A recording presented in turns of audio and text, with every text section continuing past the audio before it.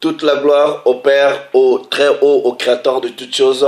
Double honneur à la personne du Mashiach.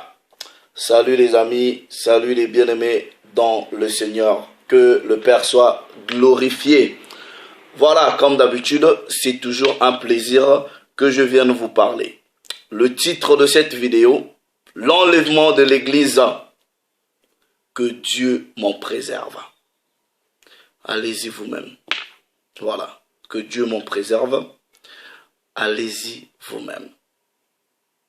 Si vous voulez être enlevé, allez-y vous-même. Vous savez qu'il est écrit dans Jean 8, 32, vous allez connaître la vérité et la vérité fera de vous des hommes libres. Vous savez que dans cette réalité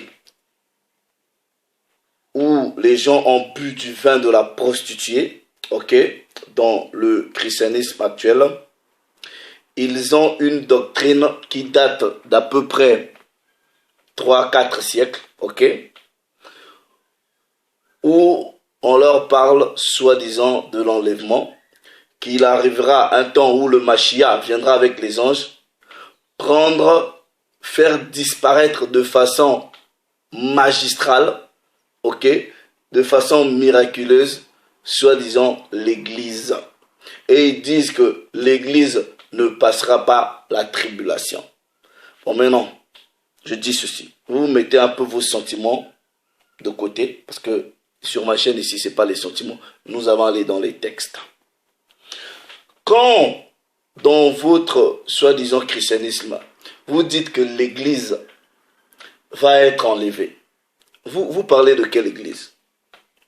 Parce que dans votre christianisme, vous êtes nombreux, vous avez plusieurs églises. Est-ce que ce sont les catholiques? Est-ce que c'est les kimbanguistes? Est-ce que c'est les protestants? C'est les évangéliques? C'est les orthodoxes? C'est qui? Parce que vous là, dans vos histoires d'église, chacun fait ce qu'il veut. Mais non. Ésaïe, chapitre 8. Ok, nous allons prendre ce précepte. Verset 20. Ésaïe, chapitre 8, verset 20. Il est écrit, à la loi et au témoignage, s'ils ne parlent pas tel que c'est écrit, c'est qu'il n'y a pas de vérité en eux, ou il n'y a pas de lumière en eux.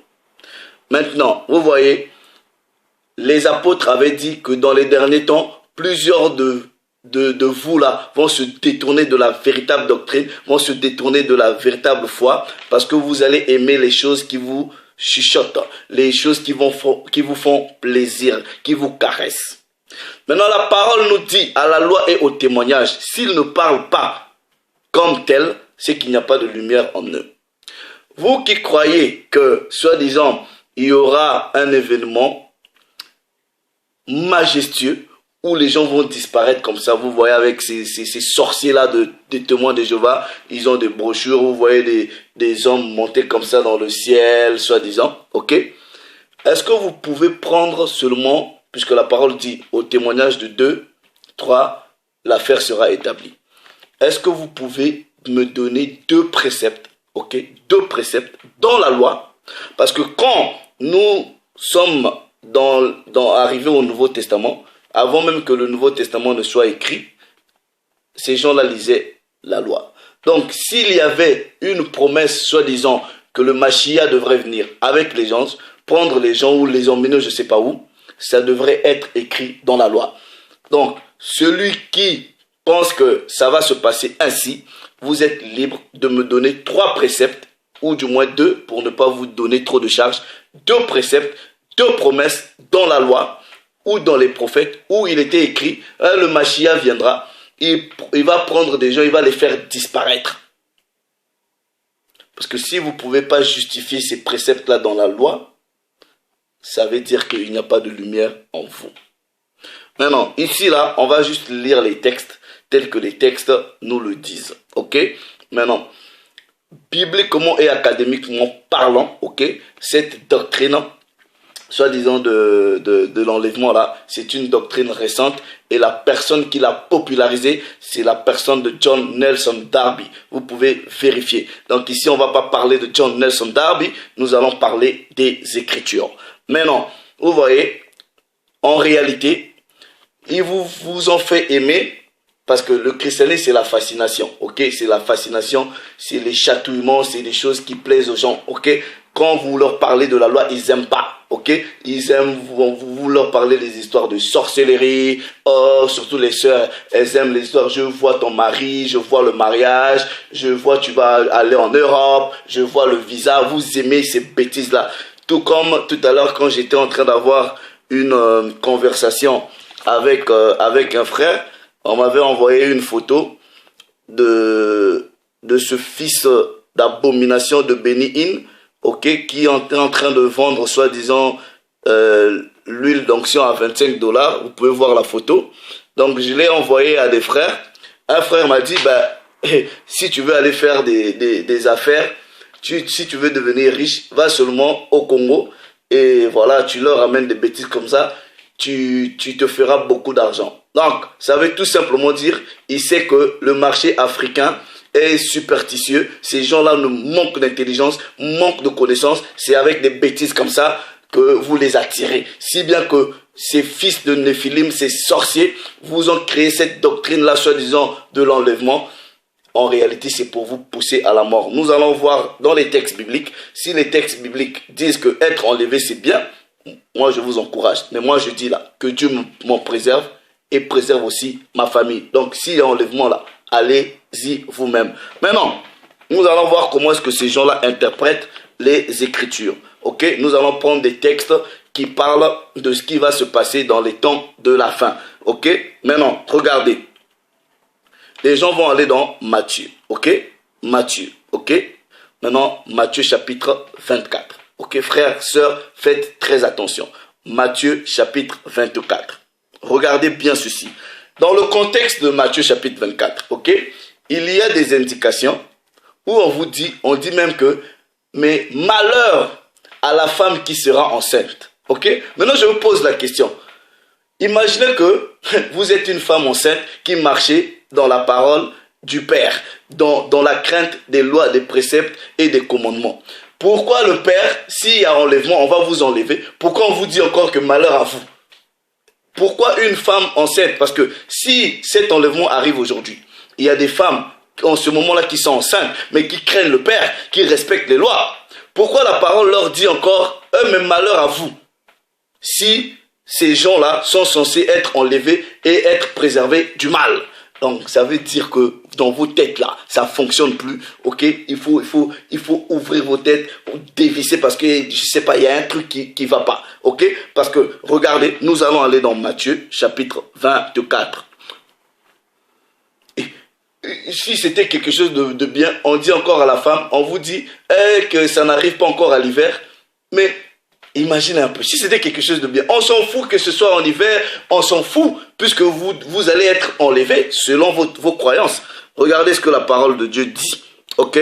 Je lis à partir de Matthieu chapitre 24, parce que c'est la parole qui va juste vous confondre, ok? Regardez, Matthieu chapitre 24. Je lis à partir du verset 37. Regardez. Ce qui arriva du temps de Noé arrivera de même à l'avènement du Fils de l'homme. Maintenant, la Bible, ça se comprend ligne sur ligne, précepte sur précepte, un peu ici, un peu là. Regardez, ok? Ici, le Mashiach donne il fait ce qu'on appelle par une analogie entre ce qui va se passer dans les temps de la fin et ce qui s'était produit dans le temps de Noé. Qu'est-ce qui s'était produit dans le temps de Noé? C'était le déluge. Maintenant, dans le contexte du déluge, les frères et les sœurs, oh, moi j'aime la parole. Quand le déluge est venu, ceux qui étaient partis dans les eaux, enlevés par les eaux, est-ce que c'était une bonne chose pour eux ou une mauvaise chose?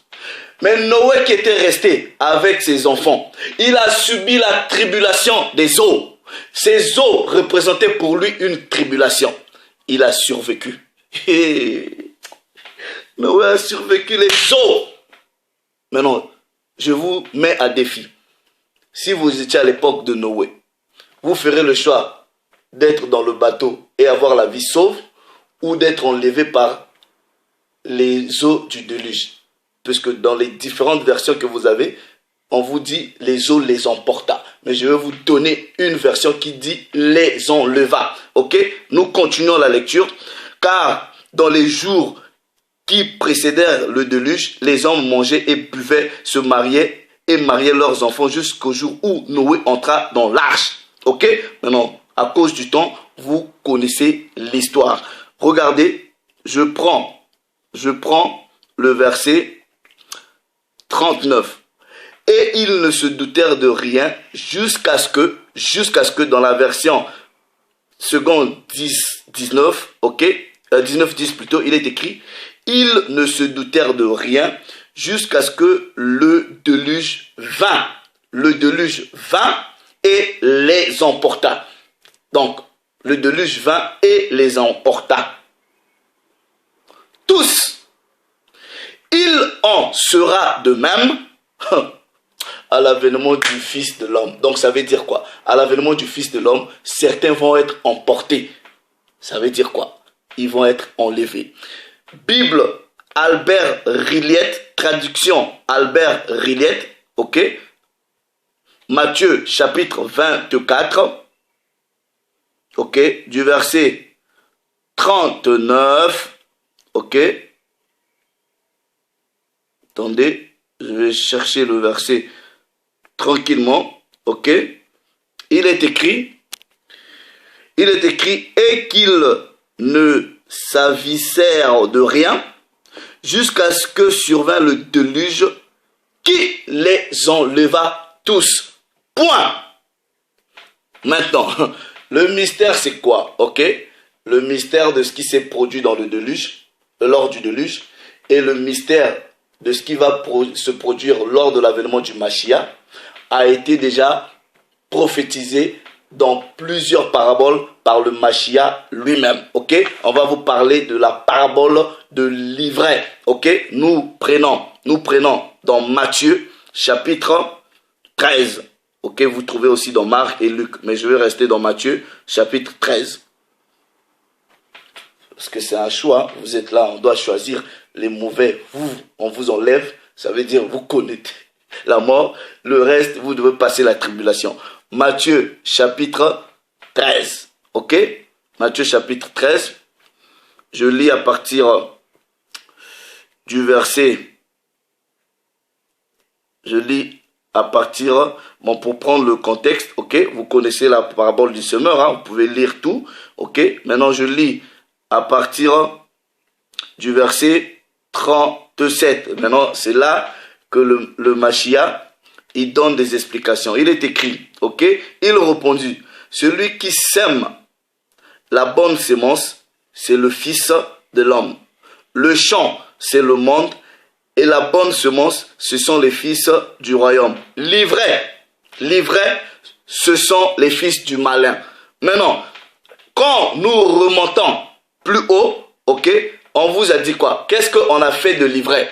Ok, nous remontons plus haut, ok.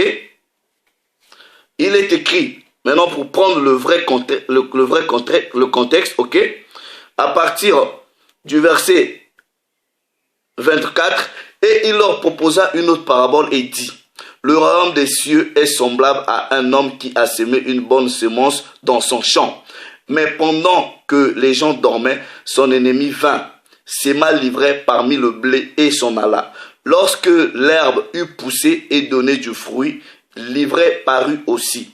Les serviteurs du maître de la maison vinrent lui dire, Seigneur, n'as-tu pas semé une bonne semence dans ton champ? D'où vient donc qu'il y a de l'ivraie? Et il leur répondit, c'est un ennemi qui a fait cela. Et les serviteurs lui dirent, veux-tu que nous allions l'arracher? Non, dit-il, de peur qu'en arrachant l'ivraie, vous ne déracinez en même temps le blé. Laissez croître ensemble l'un à l'autre jusqu'à la moisson. Ok? Et à l'époque de la moisson, je dirais au moissonneur, arrachez d'abord l'ivraie.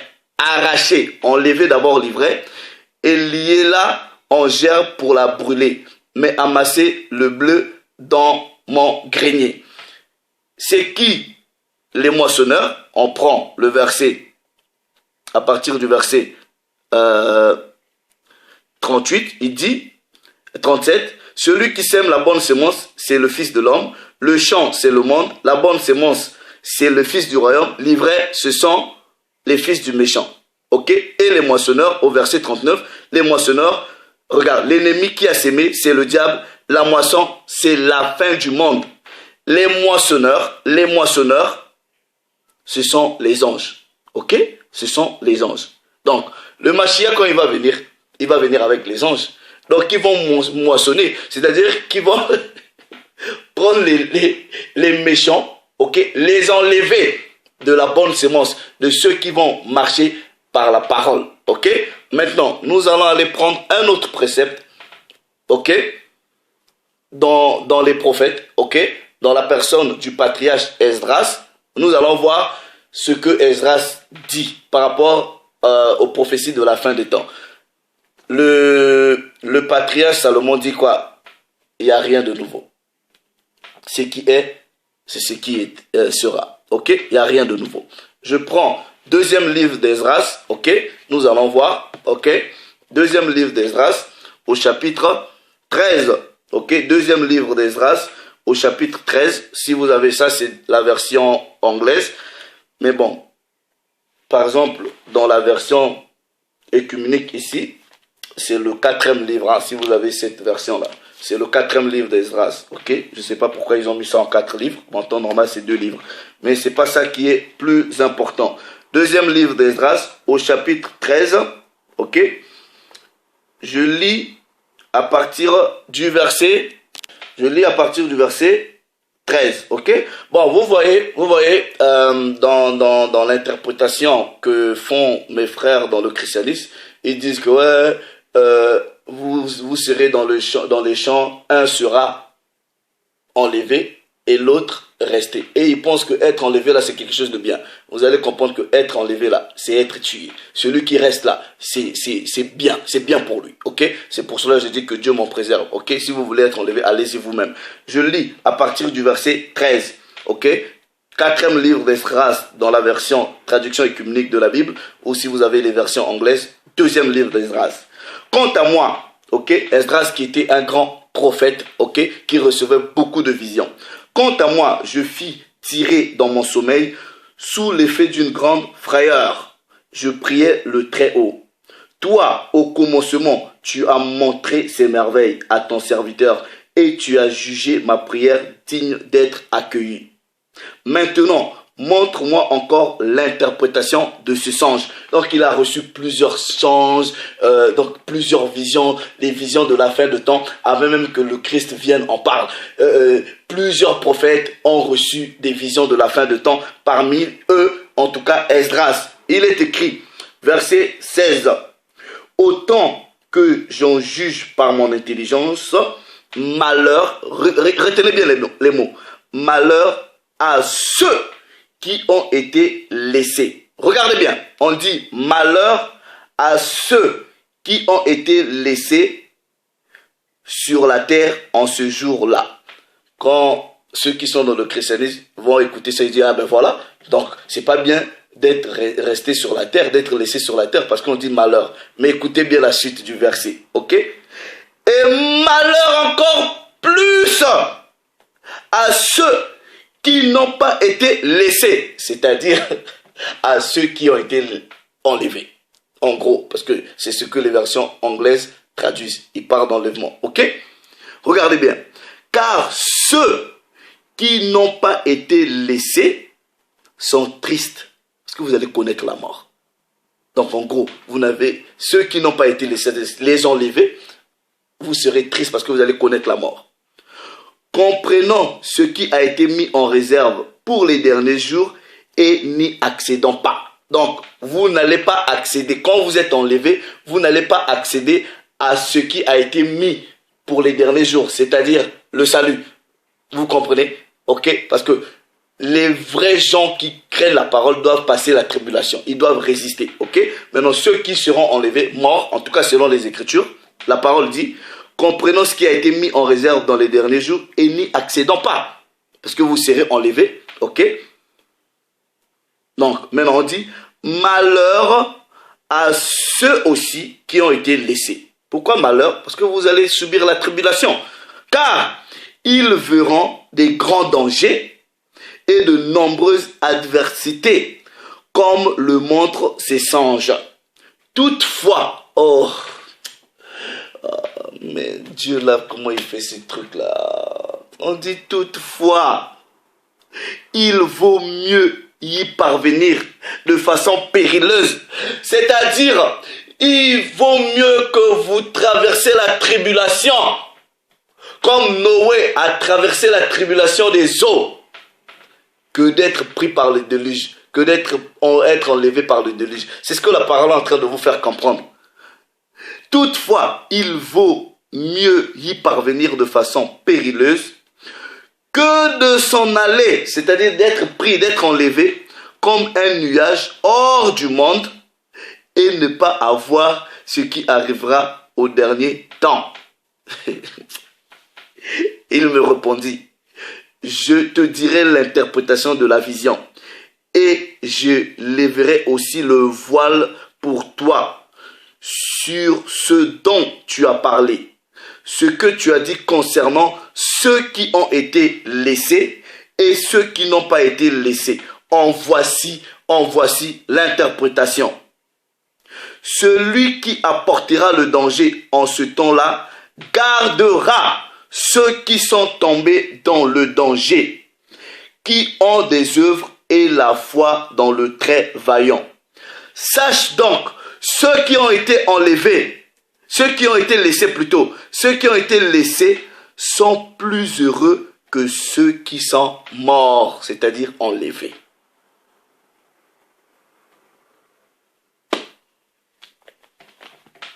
Allègre n'invente rien, c'est écrit ici. Alright? Donc, mais réfléchissez. Pourquoi quand vous lisez Matthieu, on vous dit, mais regardez, on vous parle de malheur, on vous dit, voilà, nous partons dans Matthieu chapitre 24, avant qu'on touche d'abord un Thessalonicien là. Matthieu chapitre 24. Ok, regardez, alright? À partir du verset 19, on dit, malheur aux femmes qui seront enceintes et celles qui allaiteront en ce jour-là. On vous dit, priez pour que votre fuite n'arrive pas en hiver, ni un jour de sabbat. Mais vous allez fuir encore, pourquoi? Si vous devrez, soi-disant, être enlevé. Pourquoi on vous parle de fuite? Pourquoi on dit malheur aux femmes qui vont allaiter? Pourquoi? Est-ce que vous ne réfléchissez pas, frère? C'est aussi simple. Pourquoi on vous parle de malheur? Car alors la détresse sera si grande qu'il n'y en a point eu de pareil depuis le commencement du monde jusqu'à présent. Il n'y en aura jamais. Et on dit, et si ces jours n'étaient abrégés, personne ne sera sauvé. Parce que la tribulation va arriver. Mais à cause des élus, à cause des Bana Yachara là, ces jours-là seront abrégés. C'est-à-dire la tribulation. Si les jours de tribulation n'étaient pas abrégés, la parole vous fait comprendre que si, personne n'aura la vie sauve. Maintenant, la question par rapport au sujet. Puisque dans votre christianisme, on vous fait croire que vous serez là, vous êtes en train de manger à table avec votre femme et les enfants. Wouh! Il y en a qui disparaissent, il y en a qui restent. Pourquoi on vous parle encore de danger? Si vous devrez disparaître le jour d'hiver, le jour de printemps, automne ou quoi que ce soit là, pourquoi on va mentionner le fait que ces jours-là doivent être abrégés? Ok? Pourquoi on doit mentionner le fait que si vous êtes... Parce que, en gros, ce que vous devrez comprendre, c'est que si vous êtes une femme enceinte, en gros, Matthieu 24 vous dit, quand ces jours-là arrivera, les élus, ceux qui vont respecter les lois, les préceptes, préparez-vous à la tribulation. Vous devrez endurer ces choses-là. C'est exactement ça. Donc, ceux qui seront enlevés, c'est ceux qui vont connaître la mort. Ceux qui vont de left behind, c'est-à-dire ceux qui vont rester, c'est ceux-là qui auront la vie sauve. Mais vous devrez traverser la tribulation. Maintenant, il y en a qui vont maintenant aller dans 1 Thessaloniciens, alright? Chapitre 4, ok? 1 Thessaloniciens, chapitre 4, du verset 17. Regardez bien, ok? Même votre propre verset vous prouve que vous êtes idiot. Je dis, votre propre verset là que vous ramenez vous prouve que vous êtes idiot parce que vous décortiquez pas les Écritures, ok? Vous êtes dans les émotions. On vous dit quoi? On vous dit quoi? Je lis seulement la première partie du verset. Ensuite, nous, les vivants, qui sont quoi? Restés. Oh, donc les vivants qui sont encore restés, j'ai même pas envie de lire la suite du verset. Puisqu'on vous dit déjà que les vivants qui sont restés. Restés où? Puisque soi-disant l'enlèvement, vous partez. Mais la parole vous dit, ensuite, nous, les vivants, qui seront restés. Donc, vous devrez d'abord rester.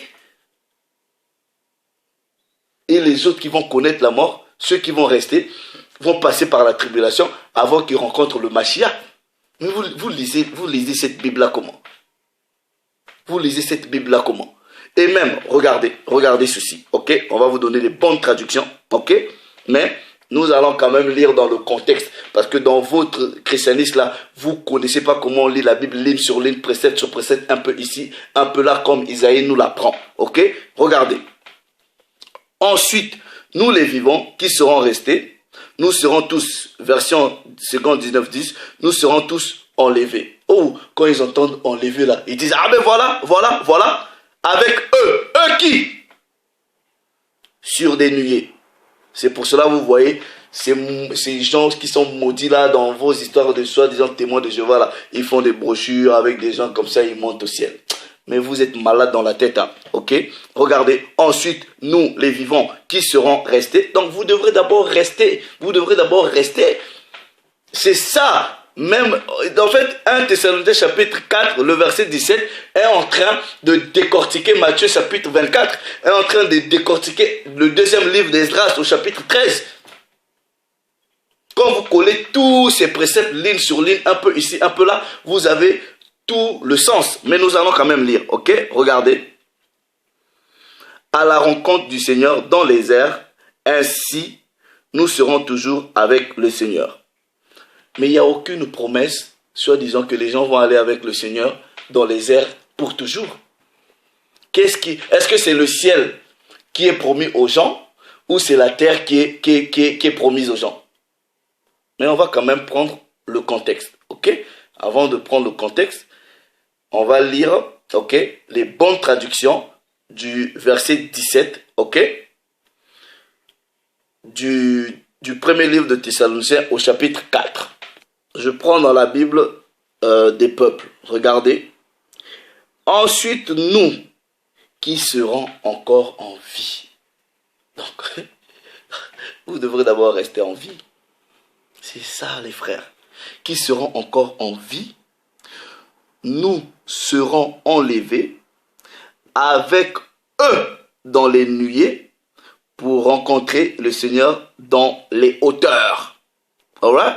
Et alors, nous serons définitivement avec le Seigneur. Je prends la traduction du Monde Nouveau. Il est écrit, ensuite nous les vivons qui survivons. Vous devrez survivre. Survivre quoi? C'est la tribulation. Donc, priez que vous ne soyez pas enlevés. Nous serons ensemble avec eux. Emportés dans les nuages. Qui était emporté dans les nuages? Ce n'est pas vous qui êtes sur terre qui vont être emportés dans les nuages. Non, vous allez comprendre qui sont les gens là qui vont être emportés dans les nuages. Ok? Vous allez comprendre. Et, bref, je lis d'abord. Traduction du Monde Nouveau. Ensuite, nous les vivants qui survivons, nous serons, virgule, ensemble avec eux, on met la virgule, emportés dans les nuages. Vous voyez quand on met la virgule là, vous qui êtes allé dans les écoles, ok, vous avez beaucoup étudié. Vous voyez quand on met virgule, virgule, virgule, virgule, ça veut tout simplement dire on est en train d'illustrer différentes idées ou différents passages ou différentes dimensions. Donc premièrement, on vous dit que les survivants, nous serons, ok, ensemble avec eux. On met la virgule. Emportés dans les nuages à la rencontre du Seigneur dans les airs. Et de cette façon, nous serons toujours avec le Seigneur. Je prends la traduction de la Bible de Jérusalem, si vous l'avez. Il est écrit, après quoi nous, les vivants, nous qui serons encore là, vous devrez être encore là avant que vous rencontriez le Mashiach. Donc vous devrez d'abord résister. C'est ça tout le mécanisme. Nous serons encore là. Nous serons réunis à eux et emportés sur des nuées pour rencontrer le Seigneur dans les airs. Qui sont les eux là, ok, avec qui vous allez être réunis. On va maintenant prendre le contexte. Mais avant d'abord que je prenne le contexte, je lis Abbé Filion, il est écrit, ensuite, les vivants qui auront été laissés, je prends la traduction John Nelson Darby, ok, il dit, puis nous, les vivants qui demeurons, seront ravis, ok, ensemble avec eux. Qui sont les eux avec qui nous devrons être ravis? Nous allons maintenant prendre tout le contexte, ok? Je repars dans 1 Thessaloniciens au chapitre 14, ok? Je lis maintenant, ok? À partir du verset 14. C'est comme ça que la Bible, on monte un peu quelques versets.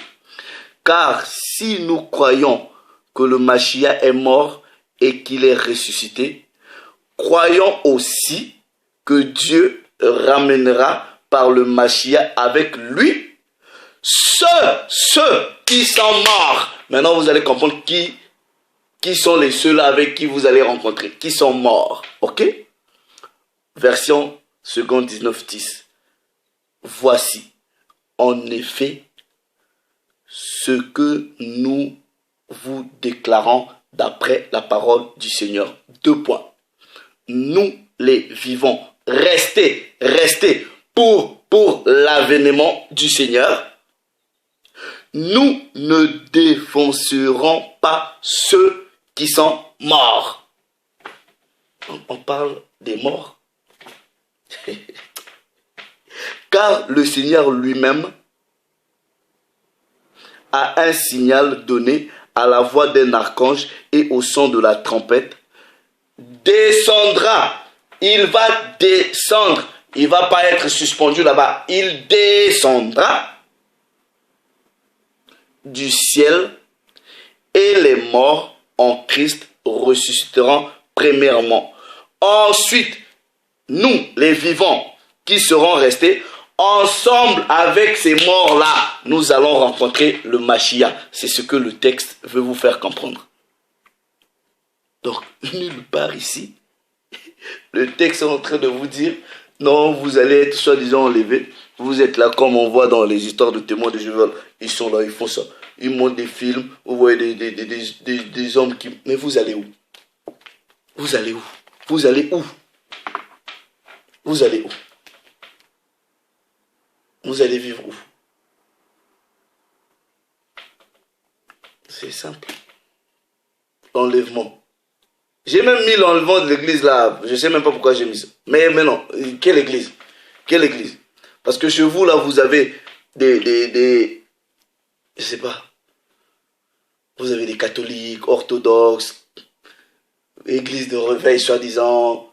Non. Vous devez déjà faire le choix. Les textes sont là. Donc, si jusqu'à aujourd'hui, là, vous espérez encore vous envoler comme ça, par électronisme, par magnétisme, comme ça, là, vous êtes avec votre femme, bon, les témoins de Jéhovah, ils font des films, vous voyez les gens comme ça, il y en a, ils disent, oh, vous êtes là, oh, il y en a qui disparaissent. Non, la Bible dit, one shall be left behind. Un restera, un sera pris, c'est-à-dire enlevé, connaître la mort. Et toi qui seras resté là, prie, si tu es une femme qui craint le Mashiach, prie. Prie seulement que ces choses-là n'arrivent pas quand les conditions climatiques sont très féroces, sont très nocives. Mais s'il était question que les gens soient enlevés comme ça, mais la parole allait s'en foutre de ouais, peu importe que tu allaites ou quoi que ce soit. Non, c'est parce que les gens doivent traverser des périodes difficiles. Et vous devrez tenir bon. Voilà. Bon, maintenant, vous voyez, il y a toujours encore des gens, malgré que vous donnez les préceptes, ok? Ils ne vont pas vous croire. Maintenant, si vous avez des préceptes dans la Torah, ramenez-les. Si vous avez des préceptes dans le Nouveau Testament, ramenez-les. Est-ce qu'il y a déjà, selon la loi, selon les prophètes, soi-disant une promesse que les gens vont aller habiter au ciel ou seront pris, je ne sais pas quoi là? Donnez ces versets, peut-être que moi je ne sais pas. Peut-être que vous savez, donnez les versets, ça va aussi m'aider. Ensuite, vous devrez aussi nous expliquer si les gens vont être enlevés. À quoi bon les conditions climatiques vont être un problème? À quoi bon? Puisque vous devrez être enlevés. Donc, c'est la parole qui vous confond. Noé a subi la tribulation des eaux.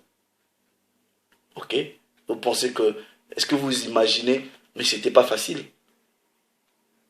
Et jusqu'à ce qu'il a résisté, il a tenu bon. C'est ce qui arrivera au temps du Mashiach. Vous devrez résister à la tribulation. Bon, maintenant, soi-disant, si vous voulez, vous appartenez soi-disant à l'église, bon, vous pouvez aller, ok? Allez pour vous. Ici, je parle à titre personnel. Comme je dis, que Dieu m'en préserve. Allez-y vous-même. Nous là, on préfère rester, on préfère subir la tribulation. Et nous avons espoir à cause du fait que nous croyons au Père, au Créateur de toutes choses, par la personne de son Fils, à cause du fait que nous savons que nous sommes les élus, le temps de la tribulation sera abrégé. C'est pour cela, nous nous préparons pour cela. Et nous allons résister. Pour l'heure, je vous laisse. La gloire a été rendue au Père, au Créateur de toutes choses. Shalom.